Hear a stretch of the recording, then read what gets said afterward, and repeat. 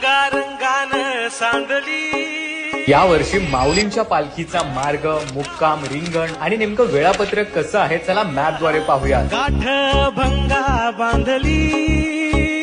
19 जूनला माऊलींच्या पालखीचे समाधी मंदिरातून प्रस्थान होईल। 20 जून व 21 जूनला पालखी पुण्यात मुक्कामी राहील। दिनांक 22 व 23 जूनला सासवड, त्यानंतर 24 जूनला जेजुरी, 25 जूनला वाल्हे, त्यानंतर नीरा स्नानानंतर 26 जूनला पालखी लोणंद येथे मुक्कामी जाईल। पुढे 27 जूनला चांदोबाचा लिंब येथे पहिले उभे रिंगण सोहळा साजरा करून पालखी तरडगाव येथे मुक्कामी जाईल।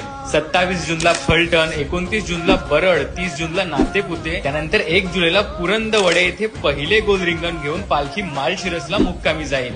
2 जुलैला खुडूस फाटा येथे दुसरे गोल रिंगण करून पालखी वेळापूर येथे मुक्कामी जाईल। 3 जुलैला वेळापूर येथे ठाकूरबुवाची समाधी येथे तिसरे गोल रिंगण होईल। 4 जुलैला भंडी शेगाव येथे दुसरे उभे रिंगण आणि चौथे गोल रिंगण बाजीरावची विहीर येथे होईल। पुढे पालखी वाखरी येथे पोहोचेल, जिथे पादुका आरती होईल। 5 जुलैला वाखरी येथे तिसरे उभे रिंगण होईल। तिसरे उभे रिंगण झालं की पालखी पंढरपुरात दाखल होईल।